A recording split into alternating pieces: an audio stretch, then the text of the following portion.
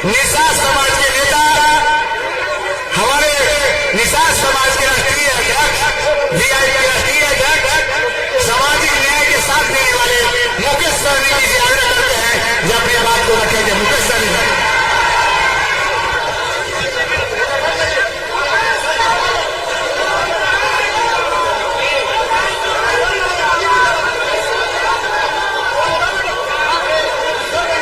बहुत बहुत धन्यवाद। आज चुनावी सभा में उपस्थित हमारे बिहार के युवा नेता, लाखों युवा को नौकरी देने वाले नेता प्रतिपक्ष छोटे भाई तेजस्वी प्रसाद यादव जी, आप सभी के लोकप्रिय उम्मीदवार हमारे भाई आलोक मेहता जी, इस कार्यक्रम पर उपस्थित रामेश्वर महतो जी, इस कार्यक्रम को उपस्थित राज विश्वास साहू जी, रेशमा भारती जी, राजेंद्र सहनी जी, अशोक सिंह जी, सादा सिन्हा जी, इस कार्यक्रम में उपस्थित हमारे बीजेपी पार्टी के महिला जिला अध्यक्ष बहन पुष्पा सहनी जी, आदर्श कुमार पिंटू जी, बीजेपी पार्टी के जिला अध्यक्ष यशवंत सहनी जी, प्रखंड अध्यक्ष मरवा, सुनील राय जी, मुखिया जी, अजीत जी, इस कार्यक्रम में उपस्थित पवन सहनी जी, विपिन सहनी जी, संतोष सहनी जी, विवेक कुमार जी, जिला IT cell Sumit Kumar Sahni ji, media प्रभारी मुकेश महाराज जी, कृष्ण सहनी जी, विजय सहनी जी, रघुनाथ सहनी जी और तमाम हमारे इंडिया गठबंधन के सभी वरिष्ठ नेतागण, विधायकगण, साईं जी और बड़े संख्या में यहाँ उपस्थित सम्मानित गार्जियन, नौजवान साथी, माता बहन, मीडिया कर्मी, सभी को संघ प्रणाम। मुकेश सहनी की ओर से नमस्कार प्रणाम।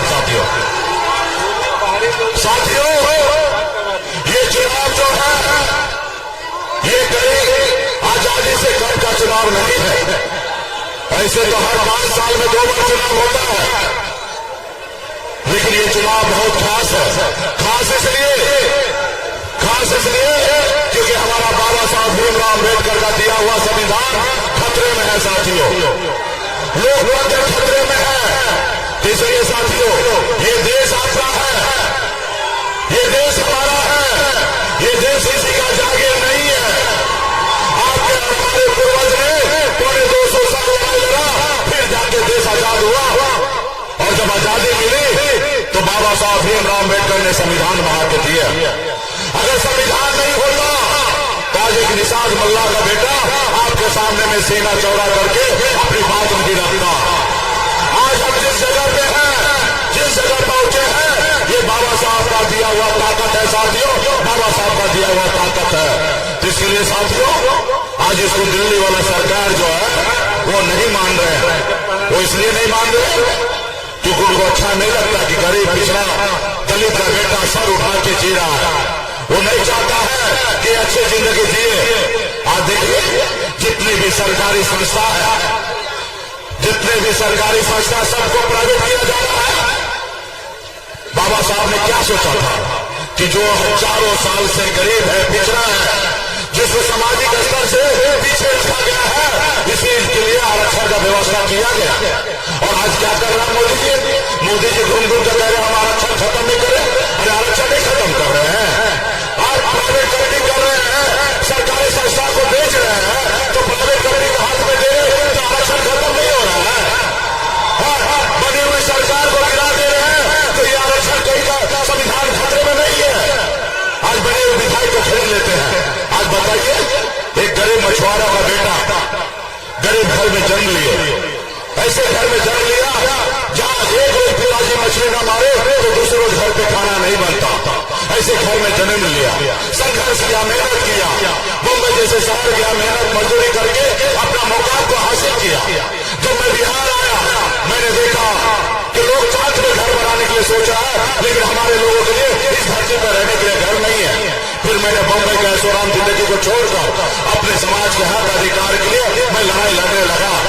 और लड़ाई लड़ते लड़ते आपने देखा 2020 में बिहार में हमने 4 विधायक बनाया और बिहार को बता दिया जब निषाद का बेटा सिर्फ मछली नहीं मारता है, विधायक भी बना सकता है। हमने बिहार को बताया और हमारे सहयोग से बिहार की सरकार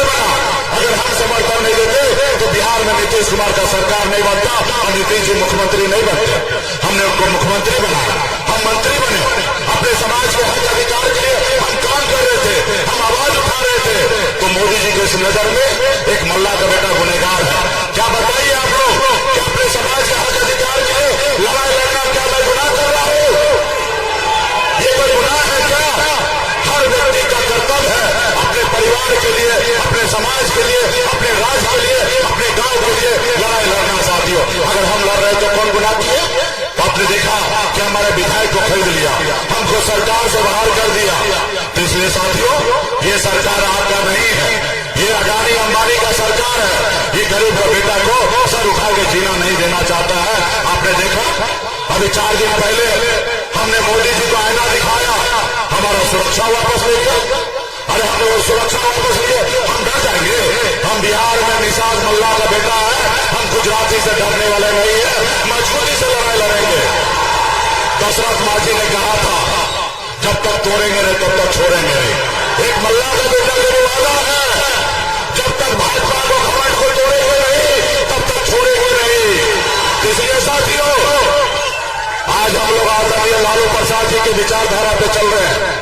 और अभी जो चुनाव हो रहा है, अगर आज बिहार में हर जिला में, हर लोकसभा में निषाद का बेटा मजबूती से खड़ा हो जाएंगे, फिर लालू जी ने हमको सम्मान दिया।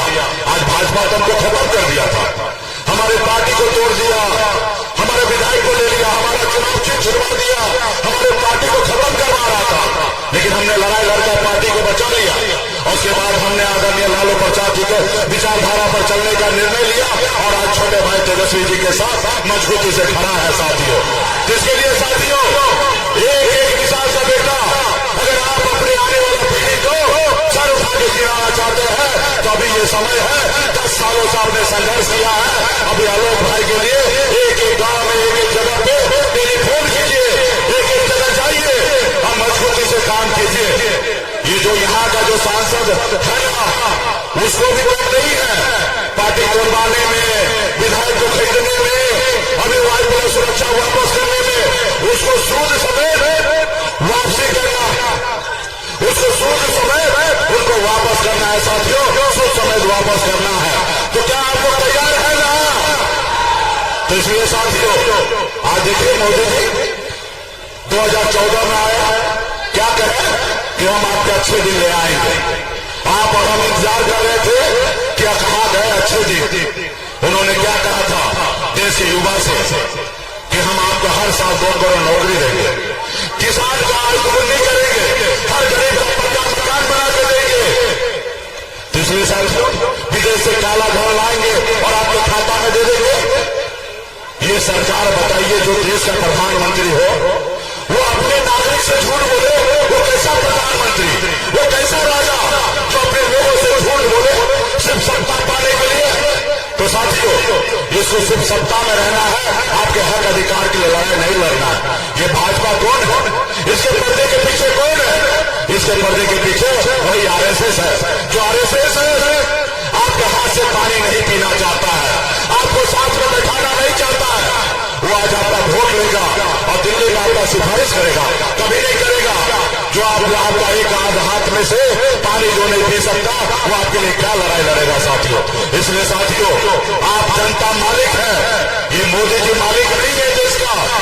ये मोदी जी जो है वो जनता का सेवक है, लेकिन वो अपने आप को मालिक सहसा हिटलर समझने लगा है। आज उसके सामने में अगर कोई आवाज उठाता है तो उसको आवाज दबाने की कोशिश करता है। साथियों, बताइए लोकतंत्र कहाँ है? 2 मुख्यमंत्री को जेल डाल दिया गया। आज हम अपने हक अधिकार के लिए लड़ाई लड़ रहे थे, यूपी में जाके चुनाव लड़ा, हमने विधायक को खरीद लिया। आज अडानी अंबानी से पैसा लेता है, आप हमसे धन डालो और हमको चंदा दो, जो चंदा नहीं देगा उसको जेल में डाल देता है, ईडी सीबीआई का नोटिस दे देता है। बताइए, ऐसा काम तो गांव को गुंडा करता है, रंगदारी टैक्स लेता है। ये काम अगर देश का प्रधानमंत्री करने लगे तो ये सही है क्या? अब बताइए, 16,000 करोड़ रुपया, 16,000 करोड़ रुपया चंदा से वसूली किया। मैं धन्यवाद देता हूं सुप्रीम कोर्ट के कि उन्होंने उजागर किया और देश के सामने बता दिया कि मोदी जी के चेहरे पे कितना कालिक है। उन्होंने देश को, जनता को बता दिया 16,000 करोड़ रुपया कैसे लिया? मोदी जी कहते हैं, उनके भाजपा का नेता कहते हैं, हम सनातन हैं, हम गौ माता के रक्षक हैं। और आप सभी ने देखा होगा 250 करोड़ रुपया जहां पे गौ को कटता है, सेलेक्टर में दीपबंदी जो होता है, उससे 250 करोड़ रुपया लिया गया। ये है मोदी जी का चरित्र। तो इसलिए साथियों, मजबूती से लड़ाई लड़ना है। बाबा साहब भीमराव अम्बेडकर ने आपको बताया, जब राजा का बेटा राजा नहीं बनेगा, राजा वही बनेगा जिसके पास वोट होगा। अब वोट आपके पास है, आपके उंगली में वो ताकत है कि आप देश के प्रधानमंत्री को बदल सकते हैं और राज्य के मुख्यमंत्री को बदल सकते हैं। तो इसलिए साथियों, बाबा साहब भीमराव अम्बेडकर ने सोच समझ के नेता के लिए 5 साल समय दिया है। सरकारी नौकरी में जाइएगा तो 60 साल के लिए आपको नौकरी फिक्स होगा, लेकिन अगर वहीं पे नेता बनने के लिए आइएगा तो सिर्फ 5 साल, इसलिए क्योंकि उन्हें बाबा साहब को पता था कि आने वाला समय में नेता झूठ बोल सकता है। तो जो नेता झूठ बोले तो आप जनता मालिक है, आपके पास उंगली में इतना ताकत है कि उस सरकार को बदल दीजिए। साथियों, बदल दीजिए।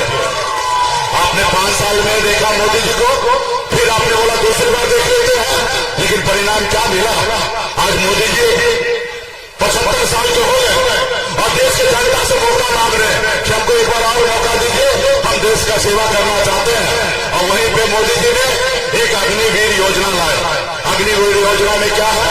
18 साल में आइए और 22 साल में रिटायरमेंट, यानी कि आप शादी से पहले रिटायर हो जाइए, मोच आने से पहले रिटायर हो जाइए। और लेकिन मोदी जी को 75 साल में सेवा करना, अब बताइए कैसे मोदी जी को बदलना है साथियों। तो इसलिए साथियों, पार्टी के एक नेता से आग्रह करेंगे कि गांव में इधर उधर जहां पे भी आपके रिश्तेदार हैं, वहां टेलीफोन कीजिए और बताइए कि आपको क्या करना चाहिए, सामाजिक न्याय के लिए कैसे लड़ाई लड़ना है। हमको पता चल रहा है कि यहाँ का जो लोग है, जो चुनाव लड़ रहा है, वो धनबल वाला है, माल है, वो दिल्ली बम्बई सब जगह से इकट्ठा कर रहा है और गांव में बांटने का काम कर रहा है। ये पैसा भी आप ही का है, वो किसी उसका पैसा नहीं है, वो आप ही का पैसा है। जो दे रहा है तो चुपचाप रख लीजिए, उसमें कोई टेंशन नहीं लेना है। और जब ईवीएम मशीन में जाइए वोट गिराने के लिए, तभी तो आप अकेले रहते हैं। और जब अकेले रहते हैं तो आपका दिल पे हाथ दीजिए और सोचिए कि देश का भला किसमें है, हमारे क्षेत्र का जनता का भला किसमें है। मोदी जी ने 10 साल में क्या किया, अच्छा किया कि बुरा किया, और ये सब सोचकर ईमानदारी से आंख बंद कर शांति से सोचिएगा तो आपका एक ही नजर आएगा, इंडिया गठबंधन भाई आलोक जी नजर आएंगे।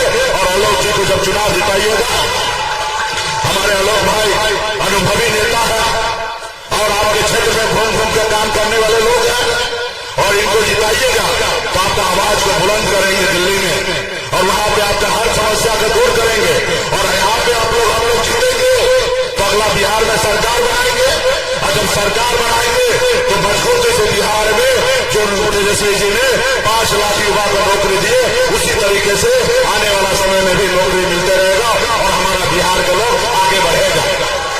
ये भाजपा वाला काम चला कर नहीं है। 17 साल से नीतीश जी थे तो नौकरी मिल रहा था, नहीं मिल रहा था। जैसे तेजस्वी के साथ आए नौकरी मिलना चालू हुआ, और जब नौकरी मिलना चालू हुआ तो भाजपा षड्यंत्र के साथ रचकर और नीतीश जी को वापस ले लिया ताकि नौकरी मिलना बंद हो जाए और बिहार से युवा जो है उनके गुजरात में जाकर मजदूरी करे। साथियों, अब बिहार को ऐसा प्रदेश बनाना है कि बिहार का कोई भी बेटा गुजरात में नहीं जाएगा काम करने के लिए, बिहार में काम मिले, इसके लिए हम लोग लड़ाई लड़ेंगे। साथियों, अभी आप सबको मालूम है मेरी उम्र 40-42 साल है, तेजस्वी जी का 35-34 साल है। हम लोगों को 35-40 साल सेवा करना है, 35 साल 40 साल राज्य में काम करना है। और हम लोगों का एक ही सोच होगा कि अब जो हम लोगों को राज्य का पिछड़ा है, इसको कैसे हम बिहार को आगे करें और देश की दुनिया में हम बिहार का नाम कैसे रोशन करें, इसके लिए हम लोग काम करेंगे। तो इसलिए तमाम हमारे जितने भी नेतागण हैं, एक साथी से कहूंगा कि अगल बगल में जहां पे भी है अपने मजबूती से काम करने का काम कीजिएगा। और हमारे राष्ट्रीय जनता दल का उम्मीदवार संयुक्त उम्मीदवार है, हमारे आलोक भाई का चुनाव क्यों लड़ते हैं, कितना नंबर क्रमांक पे है, 1 नंबर पे है, तो 1 ही नंबर पे रहना चाहिए। देख लीजिए कहीं ना कहीं सिर्फ आलोक भाई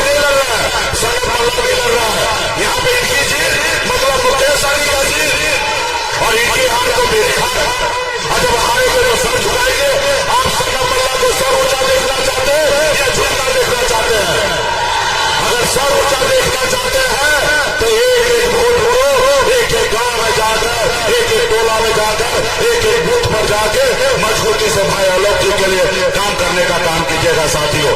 और हम लोग तो पूरे बिहार में गंगा जल से मई कर दिए हैं। एक एक निषाद का बेटा लाखों रुपया कोई दे देगा तो उसका परवाह नहीं है। सिर्फ वोट अगर गिराएंगे तो सिर्फ इंडिया गठबंधन का जहां हमारा प्रत्याशी है वहीं पे गिराने का काम कीजिएगा। तो बहुत बहुत धन्यवाद। टाइम है, किसी को बोलना है? अच्छा चलिए, तो चलिए ठीक है, सब बोलो। चलिए बहुत बहुत धन्यवाद। और आने वाला समय में कल भी कार्यक्रम होगा, अभी भी कार्यक्रम है, अब मजबूती से आप लोग लगे। बहुत बहुत धन्यवाद।